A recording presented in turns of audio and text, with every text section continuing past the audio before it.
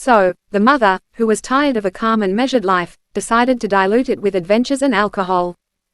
As a result, she, along with me, was kicked out of the house where we lived. Since no one needs a woman who is always drunk, dragging things from home, making scandals. Fortunately for us, the wandering was not long. She met some friend whom she knew even at the time of my pregnancy. She told her about the village on the outskirts, that they say that empty houses, not privatized, with the permission of the village council, can be settled on. Somewhere scribbled, the last penny. We went there.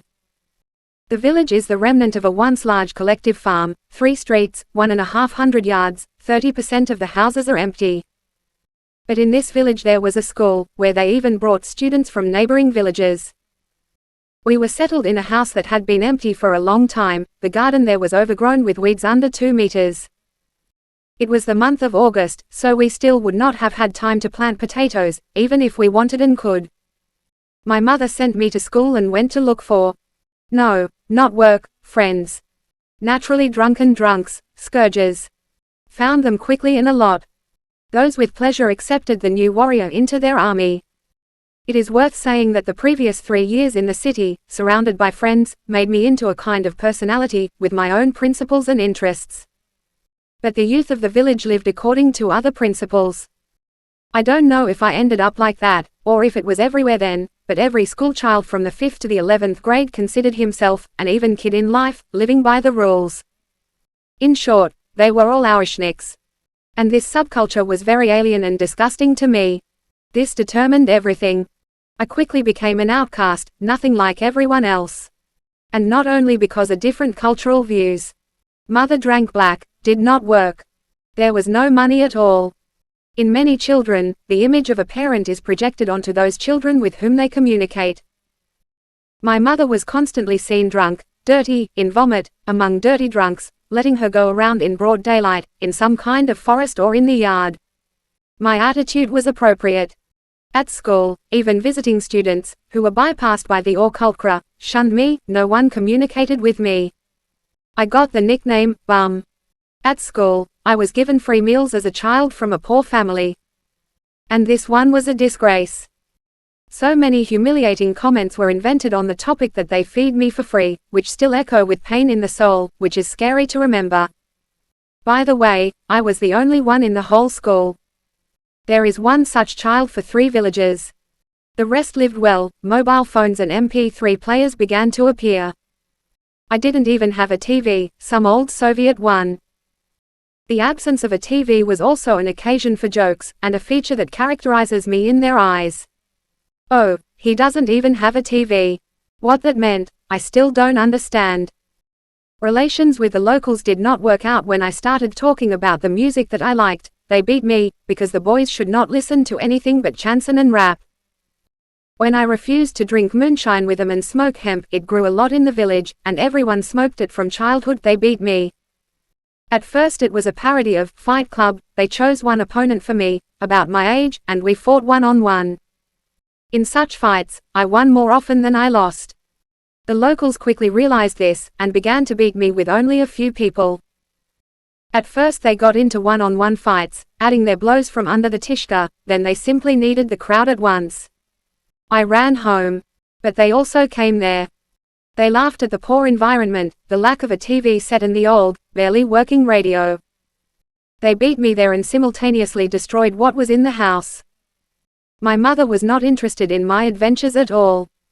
She wandered around the village in the company of whips in search of moonshine, or some kind of part-time job, with someone in the garden or on the farm, in order to pour a drink for this work.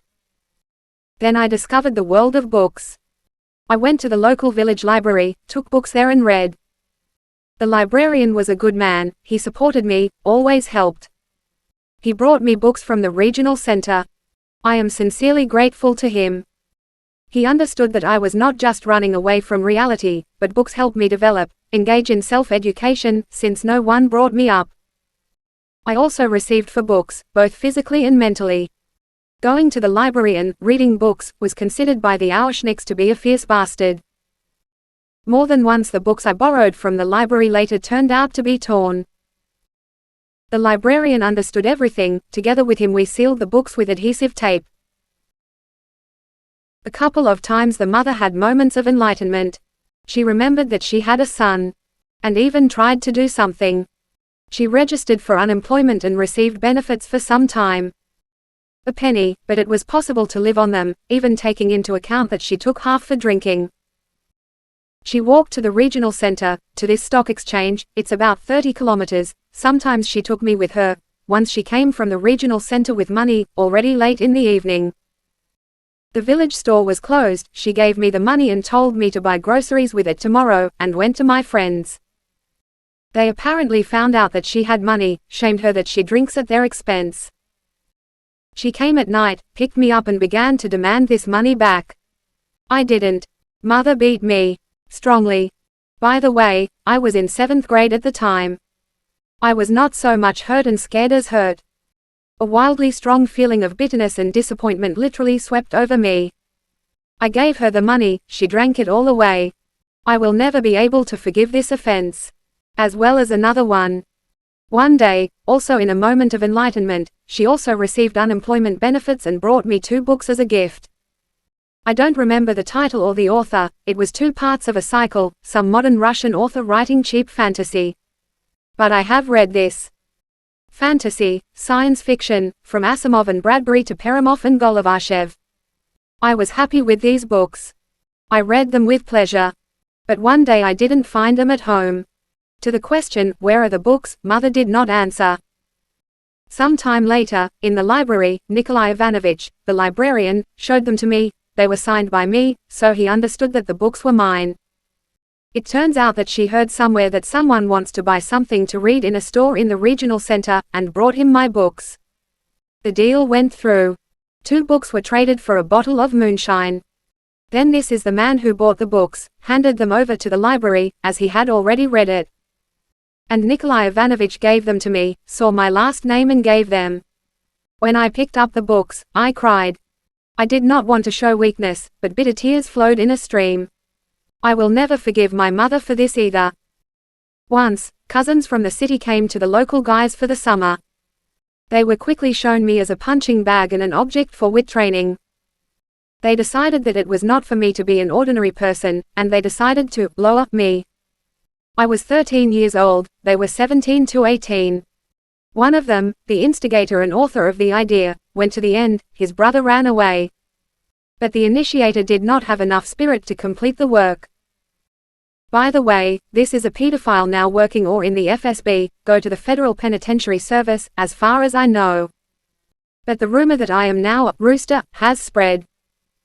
At school, even the teachers treated me with disdain, looked reproachfully, as if it was my fault for everything that happened to me. The same idea was instilled in me by my mother. That all the difficulties she goes to, she dooms herself to this for me. It's my fault that her life has turned into a cesspool. After all, it's all because of me. As I now understand, she meant, in principle, my existence. Then they asked me why I didn't run away. When I lived with a sadist, as a preschooler and a student in grades 1 to 2, I didn't even think about it, I was too small. Then life got busy for a couple of years. And then there was nowhere to run. I already lived in this village for the most part on my own. Mother was boozing somewhere there. Find firewood, light the stove, cook some food that I could beg from the yards, all this myself. Usually my day looked like this: school, then to the forest for firewood, chop them, melt the stove, boil empty potatoes, because they didn't give me anything else. The bucket was enough for about a week, do homework, read a book and sleep. So the day has passed. In the summer this was diluted with fishing and mushroom picking. Sometimes they worked in someone's gardens, for which they were fed, and they gave food to go, and sometimes even 100 rubles. When the mother found herself a permanent fucker, we moved into his house. At least he had a garden. On it, I also work mostly alone, but I knew that this was something that would not let me die of hunger. I knew what hunger swoons were like in a week without a crumb in my mouth. And I worked in the garden for 3, if only everything would grow in it. Let at least a potato, but it helped to survive. By the 11th grade, I still broke down. I started drinking myself. I did not pass the exams, I did not enter anywhere, and where would I go? I didn't even have money to get to the city. They sent me to the army. But even there I continued to thump. I didn't care about my life. I went back to the village and continued drinking with my mother and her friends. Found my companions. I woke up at the age of 23, when a criminal case was opened against me. Someone was beaten, something was stolen. For the next 2 years, I was in prostration. Made 2 suicide attempts. Both fail, of course. At 25, I began to slowly come to my senses, to feel like a living person. I began to dream, to work, to do something. Before that, it was as if I had not lived at all. It was like I didn't exist. That is, I deny the whole experience. I don't want to be a person with that background. Rather, a person who has formed a similar experience. I don't know if I can do it or not. But I don't drink, I don't smoke, I go in for sports. My wife and I have a small business. I began to embody the dreams of early childhood. I bought a gaming computer, a bike, a guitar. I feel alive, real. Much thanks to my wife. She managed to become not a bad psychotherapist to me. I'm finally happy. But the worm of envy and anger still sharpens me. I sincerely envy people who were born and lived in full, loving families, had material wealth.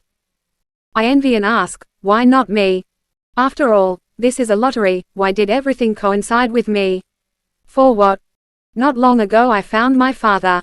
Found his number, wrote. He replied, oh hi, how are you, okay? Well, I'm happy for you. And that's it. And he once wrote letters, ordered a call center, threatened that we would refuse alimony, because he could not go abroad for treatment. He told me that if he dies without this treatment, then his death will be on my hands. At first I wanted to properly express everything to him. But he didn't. I do not consider him worthy of wasting my own nerves. And the fact that speaking to him, I will be nervous, this is understandable. No, let him live. It turned out that he still has children, from different women. I do not consider myself his son. I don't consider myself my mother's son. I haven't spoken to her for a very long time. I don't know if she's still alive, or if she's rotted from moonshine in a ditch, like so many of her drinking buddies. Spit. For a long time, I denied my life. He denied everything that had happened to me. But it only got worse. When I started talking about it, first to my wife, then to the 2x2 podcast, Escape, it didn't come out for some reason, I felt better. This is such a therapy. And tell you how it happens, and let it go yourself.